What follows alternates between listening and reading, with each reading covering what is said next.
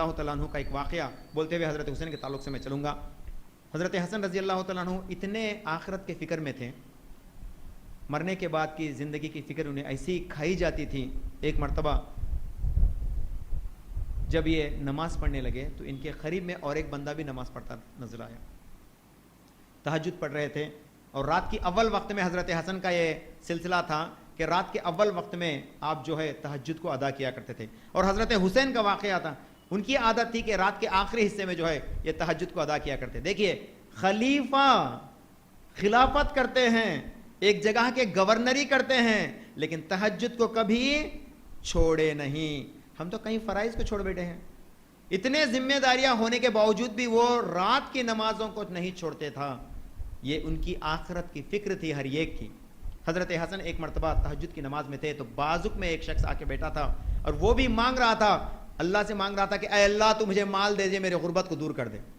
حضرت حسن بھی دعا کرتے تھے، اللہ تعالیٰ کے بارگاہ میں دعا کرتے رہے تو انہیں یہ بھی سنائی دی کہ بازوک والا ان کے ساتھ والا شخص جو ہے وہ دنیا کی پیسہ چاہتا ہے، مال چاہتا ہے۔ تو حضرت حسن رضی اللہ تعالیٰ عنہ گھر جاتے ہیں اور اس کو 100 درہم دے کے، ایک حدیث میں ایک روایت میں آتا ہے 100، دوسری روایت میں 1000 کی آتی ہیں، اللہ عالم کی 100 تھی یا 1000 تھی، اتنے درہم جو چاہتا تھا ان کی ضرورتیں پورا کرنے کے لیے۔ وہ پوچھتے ہیں یہاں پہ دیکھیے اللہ کن کے ذریعے سے کرنے کا ہے کام۔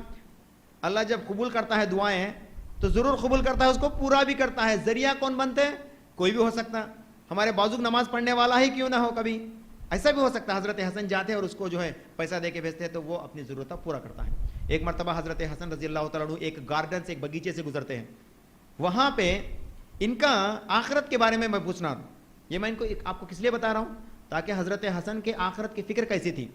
یہ ایک باغیچے سے گزرے تھے، ایک باغیچے میں ایک غلام تھا جو کسی مالک کا غلام تھا، وہ ایک روٹی کو کھا رہا تھا اور بازوک اس کا ایک کتا بھی تھا، تو وہ اس کو ایک ٹکڑا نکال کے کتے کو کھلا رہا تھا اور اللہ سے دعا کرتا تھا کہ اے اللہ تو مجھے آخرت میں دینے والا ہے بول کے۔ یہ سننا ہی تھا۔ حضرت حسن رضی اللہ تعالیٰ عنہ اس غلام کو پکڑتے ہیں اور اس کے مالک کے پاس لے جاتے ہیں، اس کے مالک سے اس کا سودا کرتے ہیں کہ اس کو کتنے میں بیچنے والا ہے۔ فلاں اتنے درہم میں جو ہے میں دینے والا ہوں بولتے، اس سے خرید لیتے ہیں۔ کون؟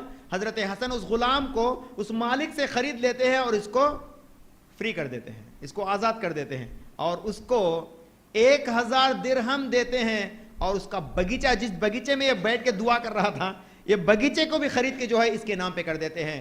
وہ بندہ بھی دیکھیے، اللہ کا بندہ، وہ اس باغیچے کو پھر اللہ کے راہ میں صدقہ کر دیتا ہے۔ سبحان اللہ، یہ آخرت کی فکر تھی لوگوں کی۔ باغیچہ ملا، کچھ ملا بولے تو چھپا کے لے کے چل جانے والے زمانہ آج کل ہمیں۔